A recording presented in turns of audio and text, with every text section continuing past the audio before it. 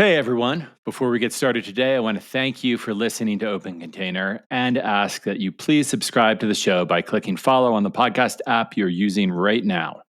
Following the podcast is the best way to ensure that we will continue to crack open the container every single week. Thanks, and let's start the show. Welcome to Open Container. I'm Doug Schnitzbahn. I'm a journalist, writer, and overall lover of the outdoors. I've fought wildfires, reported on national politics, published magazines, and have caught striped bass on a fly rod in the shadow of the Statue of Liberty. On this podcast, we're going to have an open conversation about culture, conservation, policy, business, issues that matter the most to the outdoor community. Let's get some. I barely got to know my grandfather. But the strongest memories I have of him are of his smile and of days that seemed like dreams. On the beach at Cape Cod, we had a metal detector and walked along the sand looking for treasures. What I do know about my grandfather is that he was a hard-working man. He inherited a greenhouse business that was started by his father, who immigrated to this country at age 16. He came over with his siblings and mother on a boat called the Moltke, departing from Hamburg. The family was from Munich, and try as I have, I've never been able to learn anything about their lives there or any relatives I might still be connected to in Germany. The family Americanized quickly.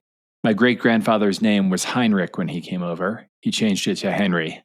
His brother Ludwig became Uncle Louis.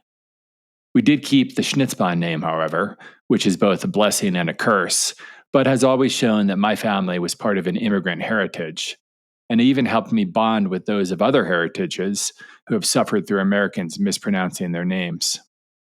Soon my great-grandfather had built a successful greenhouse business, providing plants, seeds, and berries, a standby in the local community. The Schnitzbahn Garden Centers on Union Avenue is still a place that old-timers from Middlesex County remember. I wish I knew more about my family. My dad once told me that his grandfather, Henry, who came over on the Moltke, was always working. Once, when my dad was playing with toy animals around a barn and put them inside to keep them out of the rain, his grandfather asked why. My dad said it was to keep them dry, and his grandfather replied, "The animals can take the rain, put the machines in the barn." My grandfather, also named Henry, was a playful man. We have videos of him splashing in the surf with his children at Long Beach Island, out on a boat with my dad and Uncle Henry, smiling, laughing, being a big kid. People often say I look a lot like him, and I think I share his playfulness too. He served in the 1st Marines during World War II in the Battle of Okinawa, a fight so brutal it was referred to in Japanese as Tetsu no Ame, or the storm of steel. Okinawa was leveled, every building and plant incinerated. I don't know how he survived, except that he had the skills in typing, which kept him away from the worst of the front lines. I do have his journal, in which he describes hiking through rain and mud to bury bodies. The pages that deal with the battle at Shuri Castle, leveled to nothing but tunnels, speak of a vicious fight for the rest of the island. And then nothing. He says nothing, and maybe that's for the better. What I do know is that when he returned, he was a loving father, husband, and a leader in the community. He was heavily involved in the Boy Scouts.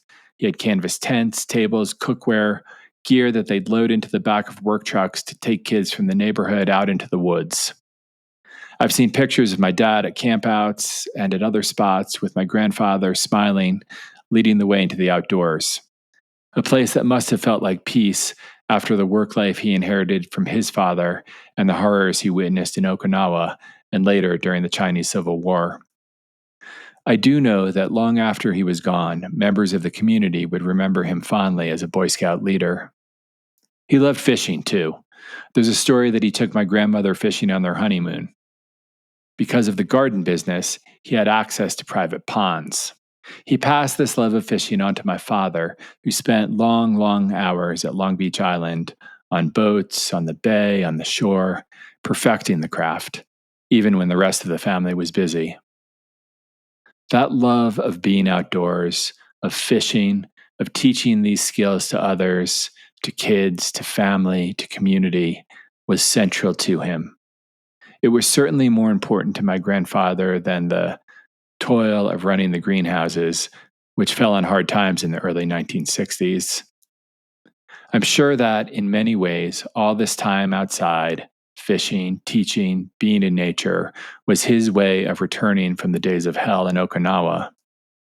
Like most men of his generation, he never spoke about the war.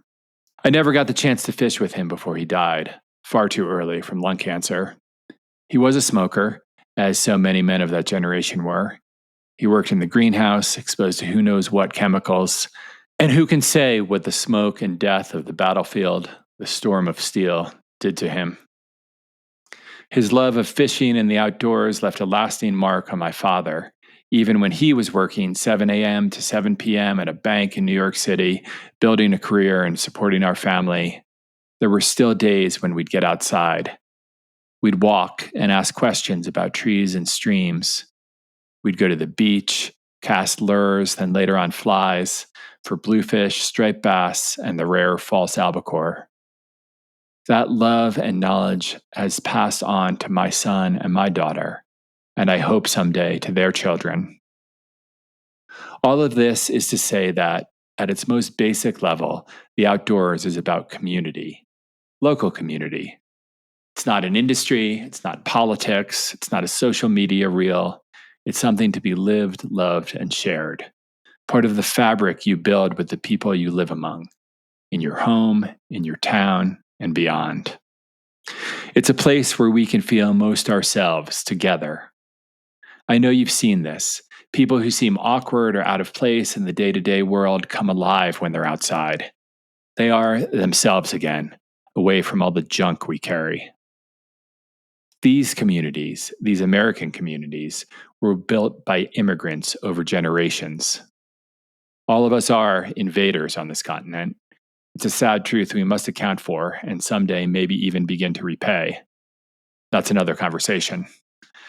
But when I think of my family, of my 16-year-old great-grandfather coming here and making a life, I ask myself, why did he work so hard?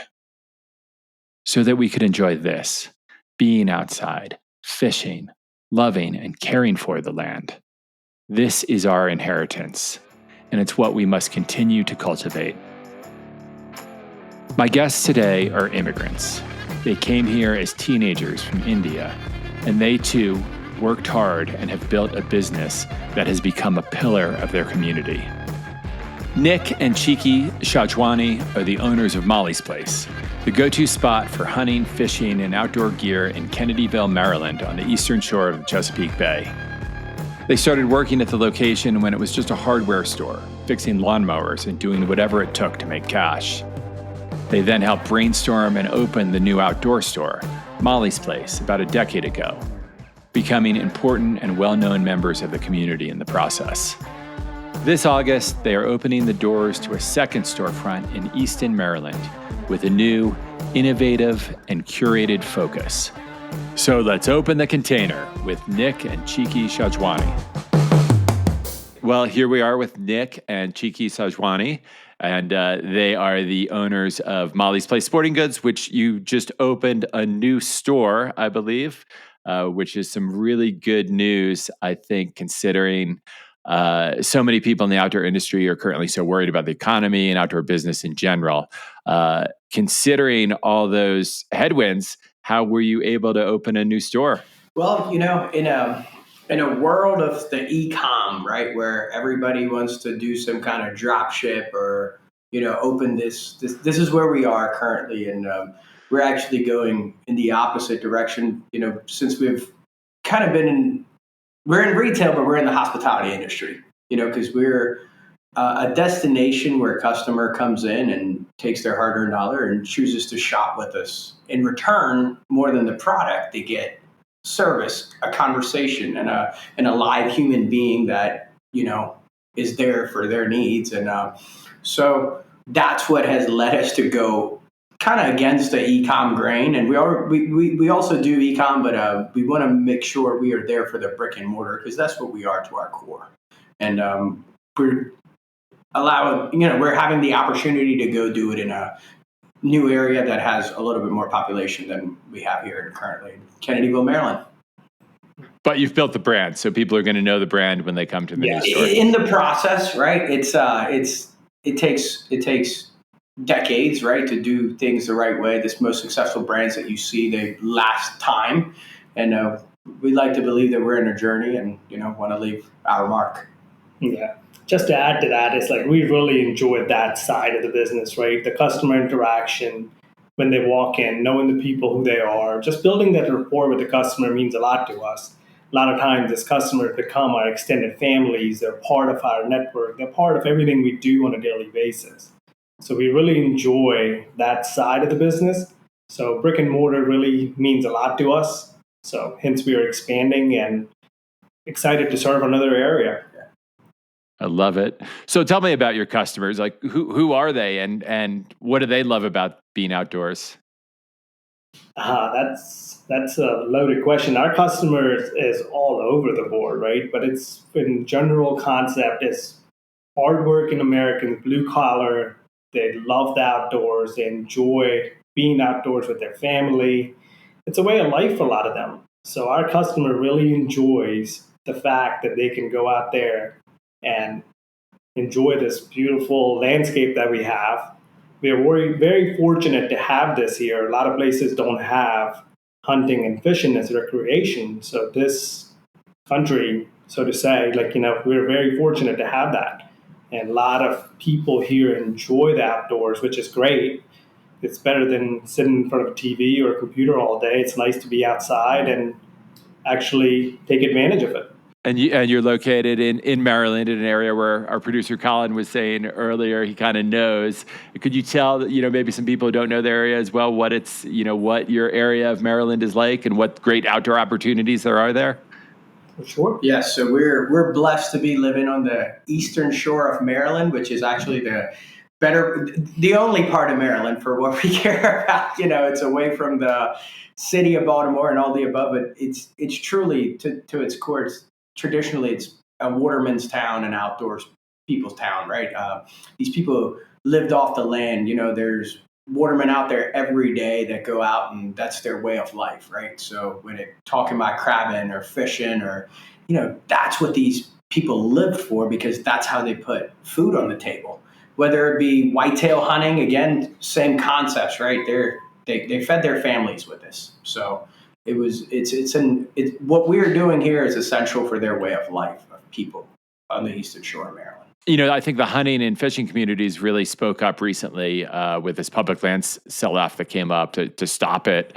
Was that something that resonated with you guys and your customers? Were you hearing a lot about that? So yeah, back to the same thing. Like it's very important to have the public land access, right? A lot of guys are not fortunate enough to have private land, and it's very expensive to lease private land to go hunting and fishing and so on and so forth. So we, again, back to the same thing, being where we are, we have Turner's Creek, which is right down the street. That's a public land, great place to go. We have Blackwater Refuge where Easton, where our new store is opening, right? For duck hunting, that's like a mecca. So it's essential to have public land access because hunting itself is an expensive hobby, right? It's not cheap to get out there and go enjoy this, but the public land part of it definitely does help for somebody that just wants to go out there and enjoy it without spending a lot of money and investing a lot of dollars into it. So it's very essential to have that access. Our customers, yes, we have people every weekend that come up here and they're out there going to using the public land. So it's essential for the outdoor community to have that access. And is that something you're involved with in the store too, getting people out to certain places, advocating for certain places? Or we haven't had that a whole lot here, right? Where we are, it's so rural that here is not as big a deal as some of the bigger. If you go out in the cities and out Midwest and stuff, where their population is growing tremendously, they're having a harder time than what we are here. Back to the same thing, we're in town of 300 some people, right? So we have access, but we do still. There's plenty of people that use public land, and if there was ever opportunity here, I'm sure we'll be supporting it every which way we can. That's great. Now, what about for the two of you? How do you, when you're not working, which I know is a lot of the time, how are you connecting out there, getting outdoors, being a part of this community? Oh, for sure. We're blessed to live on the Eastern Shore. So, get ourselves out there, kids out there on the water, or, hunting season, it's a little bit difficult because we're out here working in the store, as you can only imagine. But truly look forward to almost like now it's, you set up hunts with friends, especially waterfowl, right? That's something special about that, and try to keep those traditions going. Do you get any time to get out there, the two of you together? Two of us together, we've been to like one or two. Yeah, we've been to rabbit hunt together. We did, yes, fun. Yeah. That's usually like the fun hunts, right? Where like, all right, this is yes, but it's hard because during this season, you're asking everybody that loves is part of this, right? Like a lot of people that are working here, they love this. That's part of their life, so it's hard to. We usually take time. We allocate a little bit of time so everybody gets to go out and enjoy it themselves. Yeah, it's hard to balance that, right? A lot of times we tell our young associates, hey, go in the morning, come in a little later so they can go out there and actually hunt with their friends. And waterfowl hunting is such a social concept there, right? You're hanging out in the blind with 4 or 5 of your buddies, and it's a great time. So it's nice to go out there. Unfortunately, we don't get out that much because usually they want to go out on a Friday, Saturday, which happens to be the busier time in the store. Of course, yeah. So we're trying to do our part and, make sure we're in here, but it is fun when you get to go out there. And have you had any really, transformational, really important experiences outside recently? Every time, right? Like the first light, I will describe that, right? Like the appreciation of just, lights coming out, ducks are flying in. I think it's like never gets old. It's like each time you feel that, right? It's like, wow. And, and be grateful that kind of, the joy of just being able to do that. So now tell me about the new store that you're opening. I read in the press release that your wonderful PR person, Stacy, sent me that it is going to be a lot more curated than the original Molly's Place. And so what does that mean? What's this store going to look like, the new one? So what we mean by curated is we want to make sure we take the right brands, make sure the partnerships that we have, we are really taking advantage of that and trying to showcase these brands in a way that never been showcased before. A lot of times you go into a store, it's just a sea of camo, right? You go to a hunting store, it's just camo everywhere. Stuff's all over the place. So we're trying to take it where we're downsizing the amount of brands we're taking, but every one we're taking, there's a purpose behind it.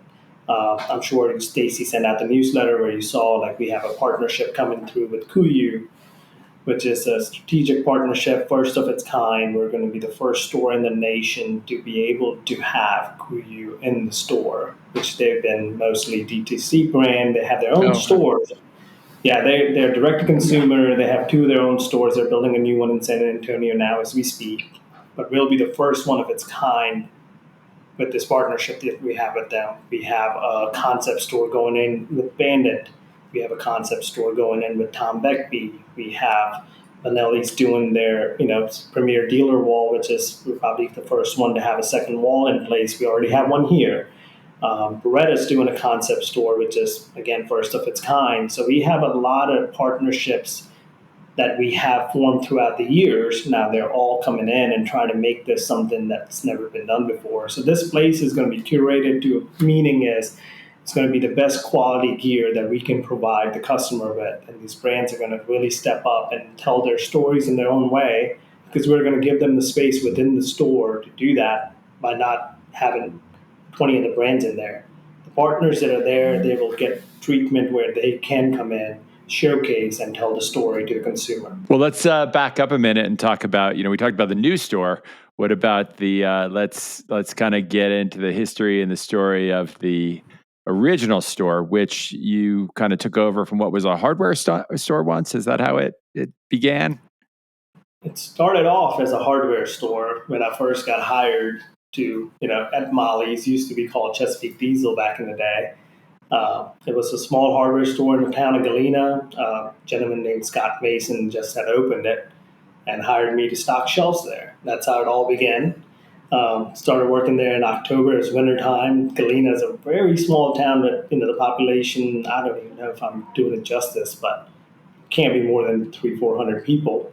right? This is But yeah, super slow in the winter. Just, was there the first year. Next year, we started selling lawnmowers and, outdoor garden equipment. Winter's coming around again and, not used to sitting around so much. So we are like, hey, Scott, we got to do something in the winter. It's super slow. Can't just sit around. We got to do something. He's like, what do you want to do? I'm like, you're here. Scott was a very hands-on person. He used to be there every day. I'm like, you go away in the winter, you're not around. What happens to you in the winter? You're summer, you're here every day. And that's when it all began. He's like, hey, I go hunting with my friends. I have a little place in Dorchester. I go and duck hunt with my friends. I'm like, do a lot of people do this? And they're like, yeah, that's what everybody does in the winter. Everybody goes hunting. I'm like, well, if you hunt, your friends hunt, and a lot of other people do, why don't we open up a small hunting store? And that will give us something to do in the winter while hardware and lawnmowers are slow. And he was willing to take a chance and decided we're going to open a hunting store. We used to have a lawnmower shop behind the hardware store. We used to service lawnmowers. It was a little 900 square foot little area. We moved the lawnmower shop, built a new building, moved it in the back, and we opened our hunting store in 2009, back of the hardware store in the 900 square foot lawnmower shop. That's how it all began. So, but before that, you guys immigrated. You guys were immigrants. Yep, and the American dream's still out there. You just got to be willing to go get it. That's right. At the end of the day, right? If you put in hard work and do the right things, eventually things will work out. Well, tell me a little bit about that. That journey. How I mean, it takes a lot of bravery, I think, just to come somewhere new and make it with nothing, right? I mean, that's an incredible story. I think that truly is the foundation of this country. If you look at anybody that's truly made something of themselves from nothing into something, and we were just blessed enough to have the opportunity to do it. Hence, that out there being outside in the blind, that sunrise coming up. Like, I grew up in a different country, right? So it's like you're just grateful of there's millions of people there, and it's kind of like in your mindset. I don't know if I'm supposed to be here, but I'm blessed to be here. It's the imposter syndrome. We still deal with it. We talk about it all the time, right? It's like, we're here now, but I don't think we're supposed to be here. It is. And, we grew up in India. There's no hunting there.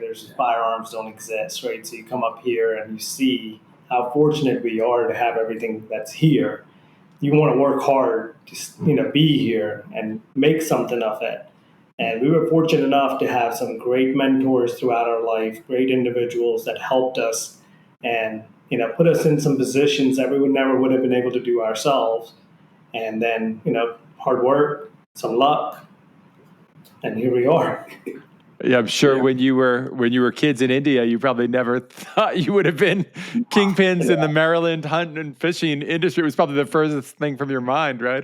No, it is. We migrated to Galena, Maryland in 2002, right? Galena is the town that technically everything formed. That's where the hardware store was. So, yes, sir. It's a lot of good synergies. Got a lot of good energies there in town of Galena. That's right. Very thankful for. Yeah, we've lived here on the Eastern Shore for 23 years now. This is home, right? We've spent more of our life here than we did in India. So yeah. And as there ways that the immigrant experience, do you think there's ways it's helped you succeed more, and as there's ways that it's thrown more roadblocks in your way as well moving forward? I think it's both, right? Mm-hmm. Like, so again, I don't know if Stacy forwarded this or not. My brother and I were fortunate enough to create core values for our company over the last, during COVID. We kind of started this process in 2020 and we finished in February 2024, right? Yeah. Our 5 core values are family, quality, flexibility, personal growth, and number 5 is resilience, right? I think it was kind of like us or Molly's on a piece of paper, right? Not just us, but how we, Molly's, operates moving forward, I'm going to read off core value 5. Resilience is like, no matter the challenge we face, we move forward as a team with determination and willingness to see it through. We will always find a way to make ourselves bigger, better, stronger. And I think that truly forms from not just our immigrant beginnings, but also having mentors like a Scott Mason and working with him and watching him and just having that resilience, grit, whatever you want to call it, right?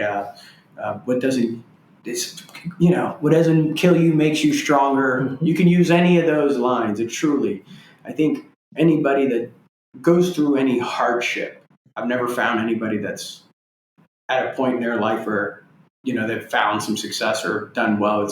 They've always had a tough journey, and that's what makes us who we are. Again, that's what our thing is. We get to do this every day. We don't have to do this every day, right? That's the process. Because when you do things that you don't like to do, you go through that process of that where you have to do it because you have no options in life because you're an immigrant, and you just it's again, we get to do this and we're blessed to do this. Yeah, we don't take it for granted. A lot of times people take things that you have for granted, right? We've seen the other side. We grew up in a different country. We know how things are. So this, to us, is special, and we'll do everything to keep this going forward, and we can't take it for granted. That's the reason the new store, right? How do we do this better? How do we do it again, right? We have one store. How do we do this again? You can't just get stagnant. You have to keep moving forward, and that's our mindset. Now, you mentioned you had a lot of mentors who helped you along the way, especially Scott. What about passing that on? Have there been people you've been mentoring along, been moving along as well, kind of the next generation? Well, you got to pay it forward, right? It would be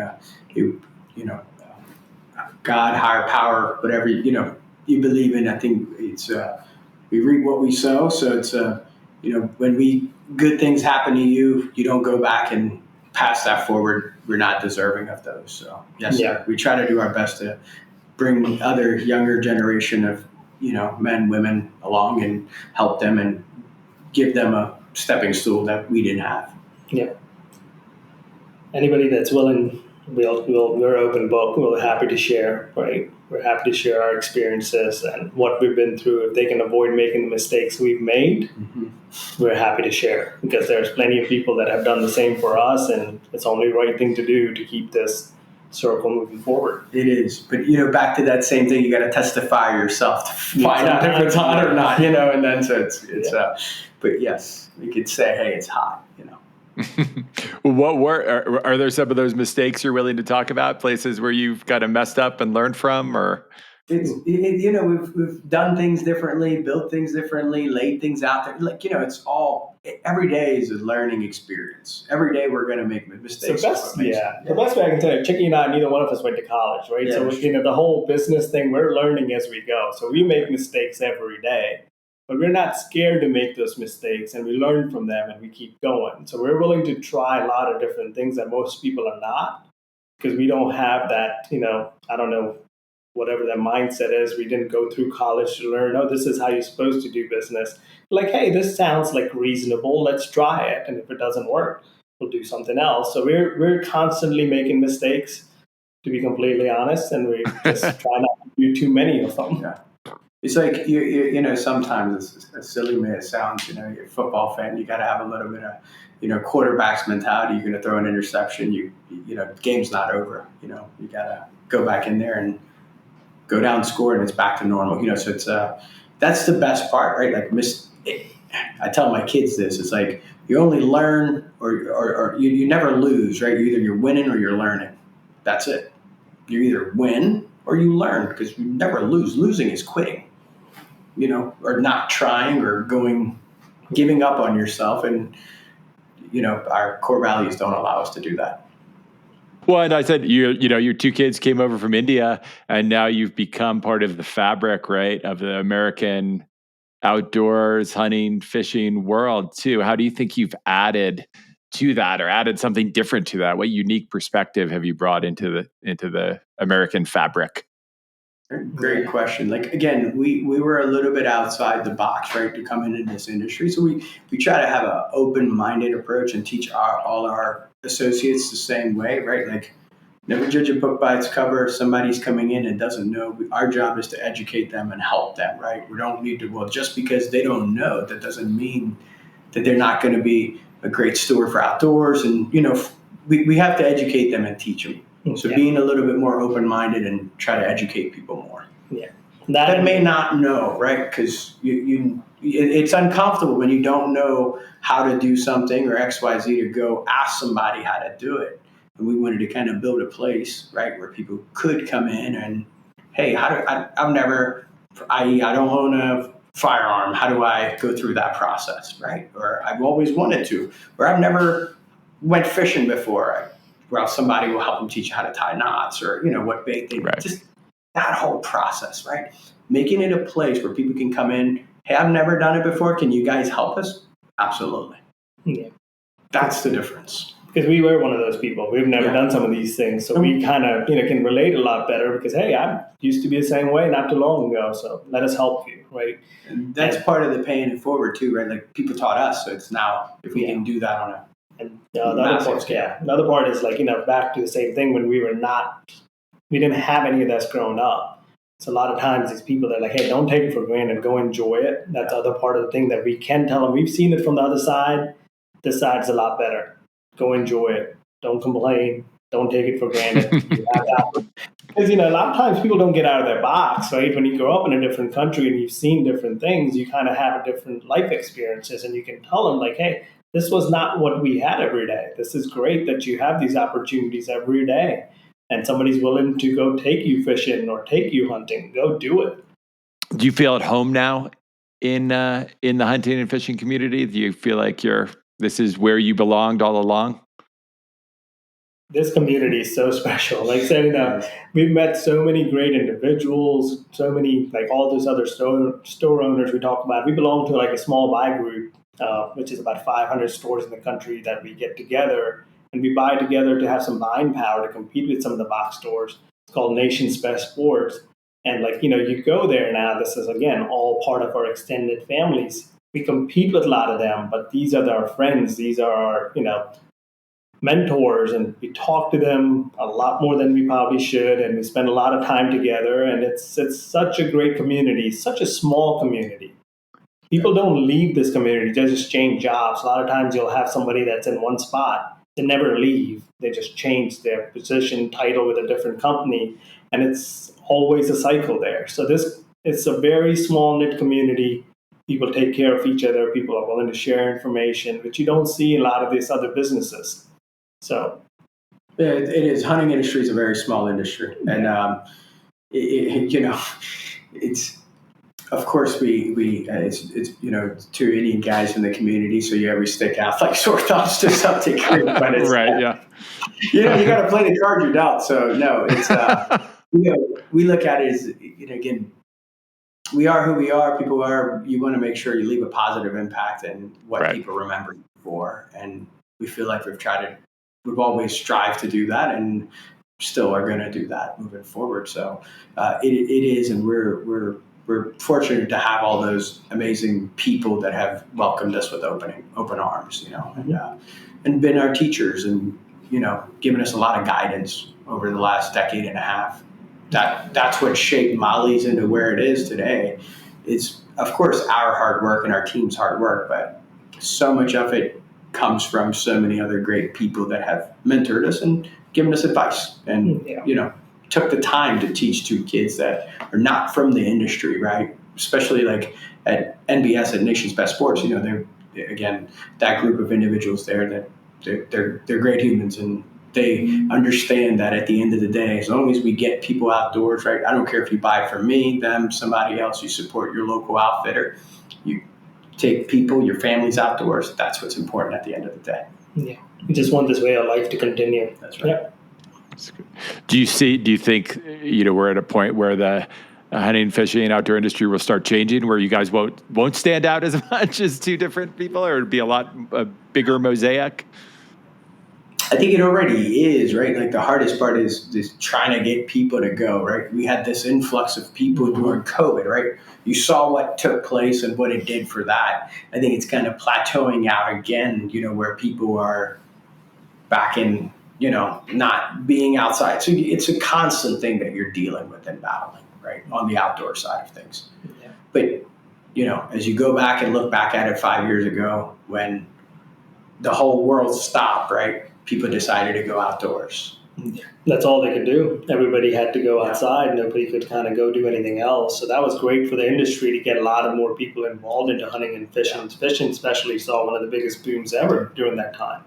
But you can see that dwindling down a little now that they're going back to other things. And, you always have political thing, Policy changes, all those things you're always fighting. So this industry gets scrutinized a lot.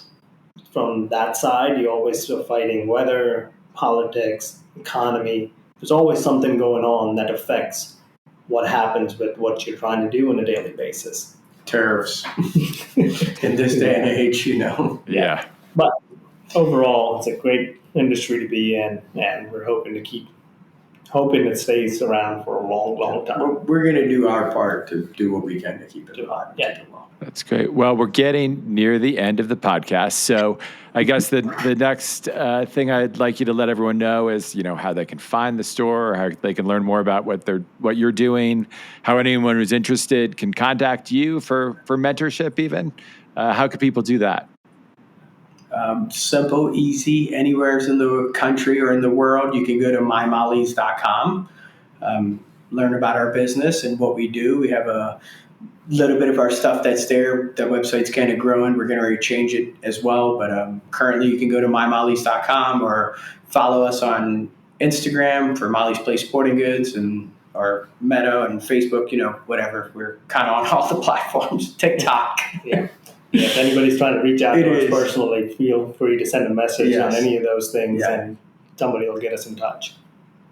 What if someone can stop in the store if they want to go visit that area of the country as well? Absolutely. We're located at 12503 Augustine Herman Highway, Kennedyville, Maryland. Come on through. It's a beautiful place. If you've never visited the Eastern Shore of Maryland, come on through. And then pretty soon we're going to be available in Easton, 219D Marlboro Ave, Easton, Maryland. Yep. Right on the bypass. We'll be there. 2 locations. You can come see us either place, and we'd love to serve you. Yes, hopefully to many more. Fantastic. Well, the final question for you two is one we ask everyone at the end of this podcast every time, and it is simple. It is just, what gives you hope? Well, it's like a natural thing for us as entrepreneurs to have hope, right? That's what gets us going every day. We look at things on the bright side every day. That's what gets us going. We have a lot of responsibilities, a lot of employees. So we always are hopeful, sometimes to our own fault, but we have to make sure we're the one bringing the positive energy every day and that hope that everything's going to be great even when times are not great. So, for us, that's the only way we can keep moving forward, and just, hope's what guides everything for us. Like a little statement of duck in the water, right? You see a duck, it's so calm over top, but the legs keep kicking away. That's kind of what I would describe. The same question on the, the worry, like you worry about the people that you've taken on, you have 80 some people that you're responsible for their Christmases and, X, Y, Z, and they are also the hope, right? Because what kind of impact we're having on not just our life, but the people that are committing to be here with us in this journey. So that's a big driving force. And truly, again, we grew up in a different country, right? Different world to some degree where it feels like, so it's to be able to be doing this every day. And it's like, there's some magic in this, right? Where you wake up excited and you get to do this. We get to do this. We don't have to do this. So we're blessed in that regard. Very fortunate to be here. Amazing. Well, it was fortunate for me to be able to talk to you both. Chikki, Nick, I really appreciate it. Good luck with the new store. And thanks so much for being on the show. Thank you so much for your time and everything that you're doing, for this community industry. And we're honored to be part of this. And thank you. Thanks for imbibing Open Container, a production of Rockfight LLC. Please take a second to follow our show on whatever podcast app you're listening to us on, and send your emails and feedback to myrockfight@gmail.com. Learn more about Molly's Place at mymollies.com. Our producers today were David Karstad and Colin True. Art direction provided by Sarah Gensert. I'm Doug Schnitzbahn. Get some. Thanks for listening.